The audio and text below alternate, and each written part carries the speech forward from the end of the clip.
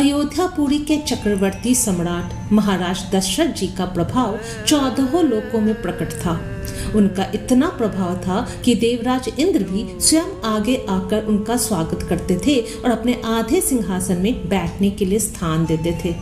ऐसे महाराज दशरथ जी का महल इतना सुंदर था कि इंद्र भवन भी उसका समानता नहीं कर पाता था। महल की अत्यंत सुंदर रचना को देख कामदेव का भी मन मोहित हो जाता था। ऐसे वैभव संपन्न सम्राट दशरथ जी के प्राण प्रिय अत्यंत लाडले लक्ष्मीपति श्री राघवेंद्र जी ने जब अपने लिए अत्यंत कठोर वनवास पाया तो उनके चेहरे पर जरा भी शिकन नहीं आया।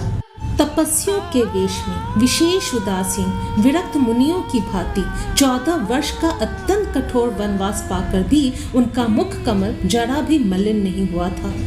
कामदेव को भी मोहित करने वाले वे रमापति वे राजा राम जी सभी गहने आभूषणों को त्याग कर मात्र वल्कल वस्त्र धारण कर लिया था। वह महल जो हमेशा सुंदर भोग पदार्थों से पूर्ण रहता था, जो हमेशा फूलों की सुगंध से सुवासित रहता था, जिसके सुंदर पलंग दूध के फेन के समान कोमल निर्मल और सुंदर तकिए और गद्दे से सजे रहते थे, उसी महल में निवास करने वाले श्री राजा रामचंद्र जी अपने वनवास में तिनके और पत्तों से भरी भूमि को ही अपना शैया बनाया था और वृक्ष को ही अपना महल बनाया था।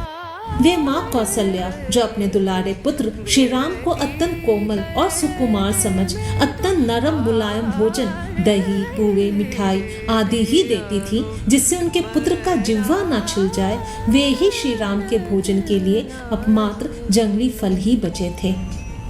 ऐसे कठोर समय में भी जब प्रभु श्री राम ने विभीषण को शरणागत की भांति आते देखा तो उसे लंकेश कहकर पुकारा और लंका का सारा राज्य दे डाला। वे श्री राम जी जिन्होंने इससे पहले कभी भी कष्ट दुख न देखा था न सुना था, वे ही श्री राम जी जब अपने कठोर समय में भी विभीषण को पूरा राज्य दे डाला था तो फिर दूसरे समय में अपने शरणागत के लिए वे क्या कर देंगे, इसका अनुमान भी नहीं लगाया जा सकता।